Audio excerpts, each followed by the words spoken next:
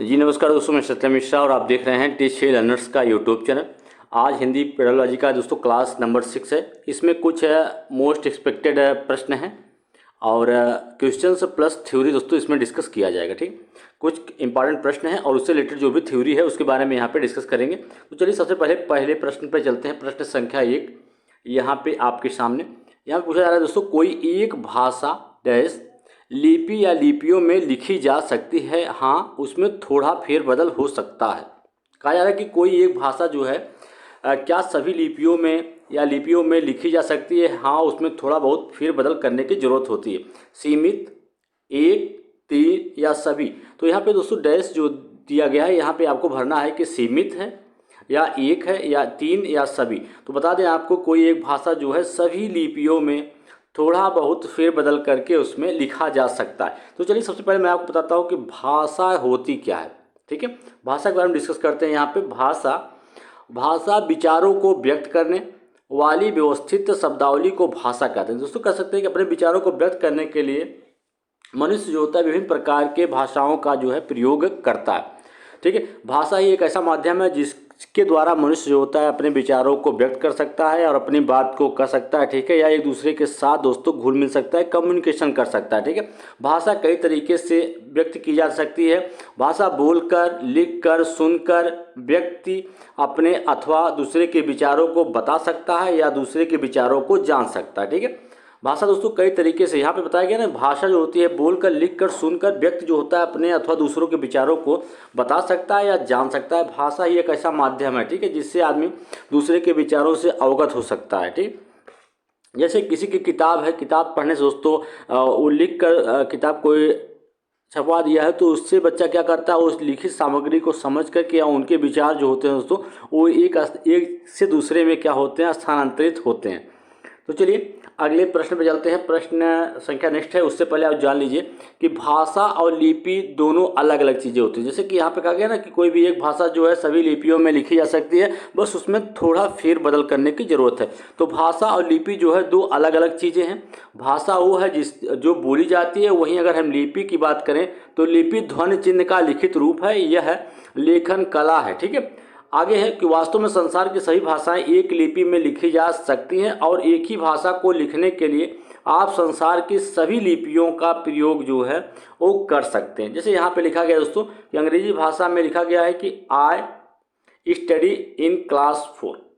देखिए यहाँ पे लिखा गया आई स्टडी इन क्लास 4, वही चीज़ इंग्लिश में लिखा गया है आई स्टडी इन क्लास 4। तो कह सकते हैं कि कोई भी एक भाषा जो है लिखने के लिए संसार की सभी लिपियों का जो है प्रयोग यहाँ पे किया जा सकता है। चलिए अगले प्रश्न पे। सभी प्रश्न दोस्तों आपकी एग्जाम के दृष्टि से महत्वपूर्ण है, जो आपकी परीक्षा जुलाई में कंडक्ट होने वाली है। यहाँ पे दूसरा प्रश्न है, यहाँ पे पूछा है कि भाषा सिखाने का सही क्रम क्या है। किसी को भाषा सिखाने के जो सही क्रम है वो क्या होना चाहिए। ठीक है, तो भाषा दोस्तों आप सभी पता है कि भाषा अपने विचारों को व्यक्त करने का एक साधन है। ठीक है, संप्रेषण करने का एक महत्वपूर्ण जरिया है। तो यहाँ पे भाषा सिखाने का सही क्रम क्या है, बोलना, श्रवण करना, पढ़ना, लिखना, या श्रवण करना, बोलना, पढ़ना, लिखना, बोलना, पढ़ना, श्रवण करना, लिखना, या श्रवण करना, पढ़ना, बोलना, लिखना। तो भाषा सिखाने का सही क्रम क्या, सुनना, बोलना, पढ़ना और लिखना। तो ऑप्शन नंबर सेकंड है श्रवण करना, बोलना, पढ़ना और लिखना। इस प्रश्न का राइट जवाब ऑप्शन नंबर सेकंड है।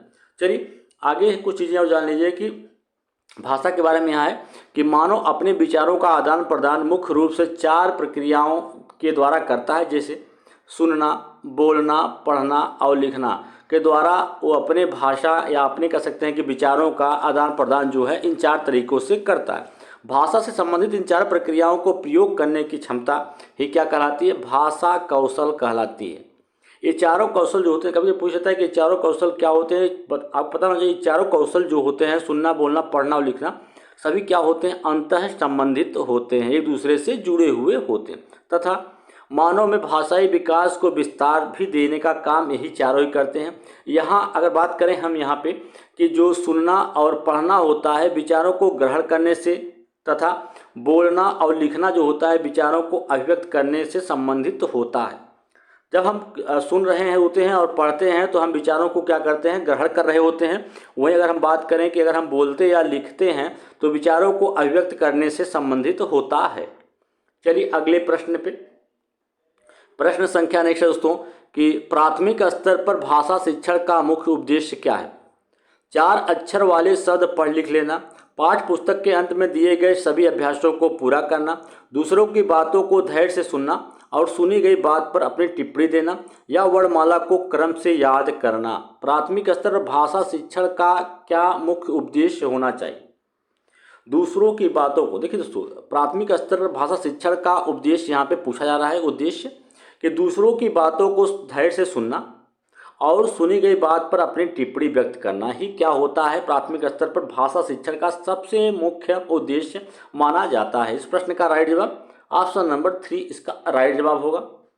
अब यहाँ पे कुछ और महत्वपूर्ण जानकारी जान लीजिए कि प्राथमिक स्तर पर भाषा शिक्षण का प्रमुख उद्देश्य है कि बच्चे किसी बात को सुनकर समझ पाएँ। सबसे बड़ी बात यह होती है कि जो भी बच्चे सुने उस चीज़ को क्या कर पाएँ, उसको ग्रहण कर पाएँ या उसको समझ पाएँ। वही अनौपचारिक या औपचारिक दोनों तरह के माहौल में प्रभावी ढंग से अपनी बात को रख पाएँ, अपनी बातों को रख पाएँ, चाहे उनका पारिवारिक माहौल हो या किसी विद्यालय में गए हों, तो हर एक जगह पे अपनी जो बातें हैं उन्हें प्रभावी तरीके से प्रेजेंट कर पाएँ। ठीक है, ये होता है शिक्षण का प्रमुख उद्देश्य। और बता दें आपको कि किसी किताब को समझते हुए पढ़ सकें और उसे अपनी समझ का निर्माण कर सकें और दूसरों की बातों को धैर्यपूर्वक सुन सकें तथा सुनी गई बात पर अपनी प्रक्रिया व्यक्त कर सकें या अपनी बातों को भी कर सकें। ठीक है, सुनी हुई बातों को लिख सकें। तो ये होता है मुख्य उद्देश्य प्राथमिक स्तर पर शिक्षण का प्रमुख उद्देश्य यही होता है कि बच्चे जो होते हैं किसी बात को सुनकर समझ पाएँ या अनौपचारिक या औपचारिक दोनों ही तरह के माहौल में अपने आप को या अपनी बातों को प्रभावी तरीके से रख पाएँ। किसी किताब को समझते हुए, कि कोई भी बुक हो तो उसे क्या कर पाएँ, समझते हुए पढ़ पाएँ, कि मतलब उसको समझ सकें और उसमें अपनी समझ का भी निर्माण या प्रतिक्रिया दे पाएँ। दूसरे की बातों को धैर्य से सुने और समझ सकें और सुनी गई बात पर अपनी टिप्पणी दें। अगला प्रश्न है यहाँ पे दोस्तों, कहा कि अंतःवाक की संकल्पना किससे संबंधित है। अंतःवाक की संकल्पना जो है किससे संबंधित है, चोम्स्की से, वाइगोस्की से, पावलोव से या स्किनर महोदय से। तो यहाँ पे अंतःवाक की संकल्पना की बात कही जा रही है कि बच्चे जो होते हैं सामाजिक अंतःक्रिया के द्वारा ज़्यादा सीखते हैं। तो अंतःवाक की संकल्पना जो है ये विचार है वाइगोस्की का। ठीक है, इस प्रश्न का राइट जवाब ऑप्शन नंबर 2। अब चलते हैं वाइगोस्की के बारे में कुछ और चीज़ें जो हैं उसको भी जान लेते हैं। यहाँ पे वाइगोस्की अंतःवाक की संकल्पना इनके द्वारा ही दी गई थी, जिसमें माध्यम से बालक खुद से ही बात करता है। अंतःवाक मतलब कहने का मतलब है कि बालक जो होता है अपने अंतःक्रिया में अपने आप से बात करता है। इसे बच्चे सामाजिक रूप से रचे तंत्र का विकास करते हैं और उसके द्वारा बाकी दुनिया से संवाद स्थापित करते हैं। वाइगोस्की के अनुसार बच्चों के भाषा विकास में समझ की महत्वपूर्ण भूमिका होती है या अहम भूमिका होती है। ठीक है, समाज से संवाद स्थापित करने से बच्चे पहले बच्चा अंतःवाक या आत्म वार्तालाप करता है तथा स्वयं से संवाद करना स्थापित करना सीखता है। ठीक है, तो यहाँ पे सबसे महत्वपूर्ण इंपॉर्टेंट जो वाइगोस्की के द्वारा चीज़ें कही गई, कहा गया है कि वाइगोस्की जो के अनुसार बच्चे भाषा विकास में समाज की महत्वपूर्ण या अहम भूमिका होती है और वाइगोस्की ने अंतःवाक की संकल्पना इनके द्वारा ही दिया गया है। ठीक, बच्चे अपने कार्य को दिशा देने के लिए या खुद के कार्य को दिशा देने के लिए अंतःवाक करते हैं, मतलब खुद से बातें करते हैं। कभी कभी दोस्तों किसी बच्चे को खुद देखे होंगे कि अंतःवाक के जैसे क्या होता है, कहानी दोस्तों की नीला टुकड़ा कहाँ है, ऐसा बच्चा कुछ वाक्य यूज करता है। ठीक है, तो खुद से बात करके अपने कार्य को दिशा देने का कार्य भी करता है। ठीक है, इसे ही अंतःवाक कहा जाता है। अगला प्रश्न है, प्रश्न संख्या नेक्स्ट है कि किस तरह के बच्चों को हिंदी भाषा सीखने में अधिक कठिनाई का सामना करना पड़ता है। जिनकी मातृभाषा मानक हिंदी नहीं है, जिनकी मातृभाषा सरल है, जिनकी मातृभाषा हिंदी से भिन्न है, जिनकी मातृभाषा हिंदी के समान है। तो किस तरह के बच्चों को हिंदी भाषा सीखने में अधिक कठिनाई जो है सामना करनी पड़ती है, जिनकी मातृभाषा क्या है, हिंदी से अलग है। ऐसे बच्चों को हिंदी भाषा सीखने में कठिनाई का सामना करना पड़ता है। ठीक है, कुछ बच्चे कठिनाई का सामना किस कारण से करते हैं, तो इसको भी जान लीजिए कि भाषा सीखने में अधिक कठिनाई का सामना कुछ बच्चे इस कारण से भी करते हैं, जैसे कि शारीरिक कारण जैसे कंठ, तालु, ओष्ठ या दांत आदि अंगों में दोष के कारण भी वे क्या होते हैं, उच्चारण सही से नहीं कर पाते हैं। अगर उनके बच्चों के क्षेत्रीय बोलियों का भी प्रभाव पड़ता है, उसके कारण भी उच्चारण दोष होता है। वर्णों के उच्चारण का अज्ञानता के कारण भी बच्चे उच्चारण सही से नहीं कर पाते हैं। वही बता दें कि दोषपूर्ण आदत के कारण, स्थानीय प्रभाव के कारण, अक्षर या मात्राओं का अस्पष्ट ज्ञान होता है, तब भी बच्चे जो है उच्चारण सही से नहीं कर पाते हैं। वहीं बात करें अगर, तो अध्यापक की अयोग्यता के कारण भी बच्चों में उच्चारण का दोष होता है या उच्चारण संबंधित कमियां पाई जाती हैं। तो ये सभी क्या दोस्तों, उच्चारण दोष के कारण हैं, जिसके कारण बच्चा जो है सही तरीके से जो है उच्चारण नहीं कर पाता है शब्दों का। अगला प्रश्न है कि प्राथमिक स्तर पर भाषा शिक्षण के लिए कहानी सुनाने का तरीका सबसे अधिक महत्वपूर्ण है, क्यों? यह एकीकृत भाषा कौशल विकसित करने के लिए उपयोगी है। यह कक्षा में मस्ती पैदा करती है। यह काल्पनिक संसार में ले जाती है। यह बच्चों के शब्दावली में सुधार करती है। ठीक है, तो प्राथमिक स्तर पर भाषा शिक्षण के लिए कहानी सुनाने का तरीका सबसे अधिक महत्वपूर्ण है कि यह एकीकृत भाषा कौशल विकसित करने के लिए बहुत ही ज़्यादा उपयोगी होती है। आगे दोस्तों जान लीजिए कि कहानी जो है हिंदी भाषा शिक्षण से संबंधित एक प्रभावी उपकरण है। क्या है? एक सबसे प्रभावी उपकरण माना जाता है कहानी। ठीक है, तो इसलिए इसका प्रयोग शिक्षण की एक विधि के रूप में भी किया जाता है। शिक्षण कराने के एक तरीके के रूप में भी कहानी का यूज किया जाता है। बच्चों को कहानी सुनाने की उपयोगिता कहानी से मिलने वाली सीख से सिद्ध होती है, क्योंकि कहानी का सरल और सहज वर्णन उसके औचित्यपूर्ण क्या होता है, उसको औचित्यपूर्ण बनाता है। देखिए यहाँ पे कहानी कथन की उपयोगिता सिद्ध करने हेतु ध्यान में रखने जाने वाले पक्ष: उचित हाव भाव का प्रदर्शन करना, सही उतार चढ़ाव बताना। ध्यान दें कि प्रत्येक बच्चा आपको सुनने के साथ साथ आपको देख भी सके, ताकि कहानी संवाद के साथ हाव भाव भी भली प्रकार जो है उसको समझ सके। ठीक, कहानी के दौरान बालक से ऐसे प्रश्न पूछें जिससे बालक को कहानी में आई बातों को दोहराने का पूरा उसको अवसर या मौका मिल पाए। ठीक, कहानी को एक ही कालांश में पूर्ण करने पर ध्यान दें। देखिए हो सके तो जो आप कहानी बता रहे बच्चों को उसमें एक ही क्लास में उस पूरी कहानी को समाप्त करें। यदि ऐसा संभव नहीं हो सकता, यदि आप एक क्लास में उसको समाप्त नहीं कर पाते हैं, तो कहानी को ऐसे मोड़ पर छोड़ें कि बच्चा जो है आगे की जानकारी के लिए, आगे की चीज़ों को जानने के लिए उसमें उत्सुकता जो है वो बनी रहे। स्पष्ट उच्चारण के साथ साथ आवाज़ पीछे बैठे बच्चों को भी स्पष्ट सुनाई दे। कहानी कथन की उपयोगिता के लिए ये सारे पक्ष जो हैं दोस्तों ये जरूरी हैं। ठीक है, अगर ये सारे पक्ष नहीं हैं तो फिर कहानी बताने का कोई मतलब नहीं निकलता है। आगे है कि शब्द का अर्थ स्पष्ट करने हेतु कौन सा तरीका सर्वाधिक उपयुक्त है? वाक्य प्रयोग, व्याख्यान, भ्रमण, चित्र निर्माण। तो शब्द का अर्थ स्पष्ट करने हेतु कौन सा तरीका सर्वाधिक उपयुक्त माना जाएगा? वाक्य प्रयोग। ठीक है, शब्द का अर्थ स्पष्ट करने के लिए जितना ज़्यादा आप वाक्य प्रयोग करेंगे उतना ज़्यादा आपके शब्द की जो अर्थ है उतना ज़्यादा ही स्पष्ट होता चला जाएगा। आगे हिंदी भाषा में शब्दों की व्याख्या करने के लिए निम्नलिखित विधियों का प्रयोग में लाया जाता है। हिंदी भाषा में दोस्तों शब्दों की व्याख्या करने के लिए विभिन्न प्रकार की जो विधियां हैं उसका प्रयोग जो है वो किया जाता है। सबसे पहली जो विधि है उद्बोधन विधि। इस प्रक्रिया में अध्यापक क्या करता है, कठिन शब्दों का अर्थ जो होता है स्वयं नहीं बताकर उद्बोधन प्रणाली का प्रयोग करता है। वह इस विधि में सहायक सामग्री जैसे प्रत्यक्ष प्रदर्शन, श्यामपट्ट आदि की सहायता लेता है। और उद्बोधन विधि में अध्यापक निम्नलिखित तरीके को क्या करता है, अपनाता है। ठीक है, इसमें जो होता है दोस्तों क्या करता है कि अध्यापक जो होता है कठिन शब्दों का अर्थ जो होता है स्वयं नहीं बताता है बल्कि बताकर उद्बोधन प्रणाली का प्रयोग करता है। वह इस विधि में सहायक सामग्री के रूप में प्रत्यक्ष प्रदर्शन, श्यामपट्ट आदि की सहायता लेता है। और उद्बोधन विधि में अध्यापक निम्नलिखित तरीके को अपनाता है। प्रत्यक्ष वस्तु को प्रदर्शन करा के, प्रत्यक्ष क्रिया के द्वारा मतलब कोई चीज़ को दिखाकर, मॉडल प्रस्तुत करके, और अमूर्त विचारों द्वारा या अंक संचालन के द्वारा इन सब चीज़ों को बताने की कोशिश करता है। मतलब शब्द के अर्थ को समझाने की कोशिश करता है। यहाँ पे विभिन्न तरीकों से वह शब्द के अर्थ को बताता है। ठीक है, आगे है, ये तो हो गया उद्बोधन विधि।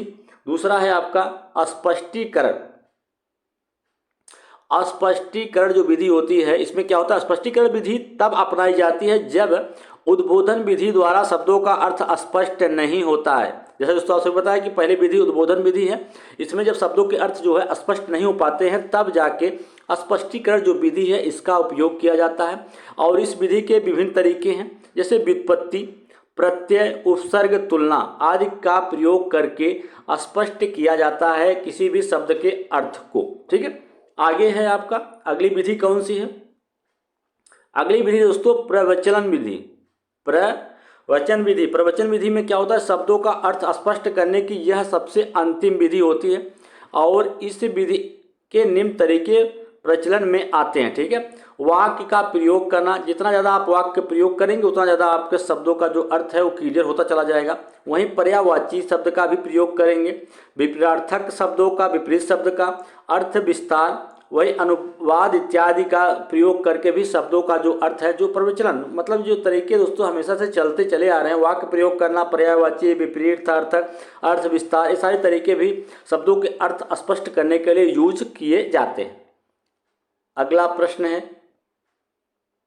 कि भाषा सीखने में होने वाली त्रुटियां, भाषा सीखने में जो भी त्रुटियां होती हैं वो क्या हैं, सीखने की प्रक्रिया का हिस्सा हैं, भाषा अपरिपक्वता को दर्शाती है, अक्षम्य है, शिक्षक की कमी को दर्शाती है। तो भाषा सीखने में होने वाली जो त्रुटियां हैं वो सीखने की प्रक्रिया का एक क्या होती हैं, हिस्सा होते हैं, एक भाग होता है सीखने की प्रक्रिया का। जिससे क्या होता है दोस्तों, जब बच्चा जो है त्रुटियां करता है उससे शिक्षक ये जान पाता है कि बच्चा जो है किस क्षेत्र में कमज़ोर है या कहाँ पे उससे गलती हो पा रही है। इस चीज़ को समझने में शिक्षक की सहायता होती है और उस चीज़ों को जान के वे उन पर सुधार करने की कोशिश करता है या उनको सुधारता है। ठीक है, आगे कहा है कि त्रुटियां सीखने की प्रक्रिया का एक क्या होती हैं, महत्वपूर्ण कदम या हिस्सा होते हैं जो बच्चे की सोच को अंतर्दृष्टि देती हैं। ठीक है, वहीं त्रुटियां बच्चों की मदद का मार्ग तय करती हैं तथा इसे सीखने की प्रक्रिया का एक पड़ाव भी कहा जा सकता है या सीखने की प्रक्रिया का एक अभिन्न हिस्सा भी कहा जा सकता है या इसे एक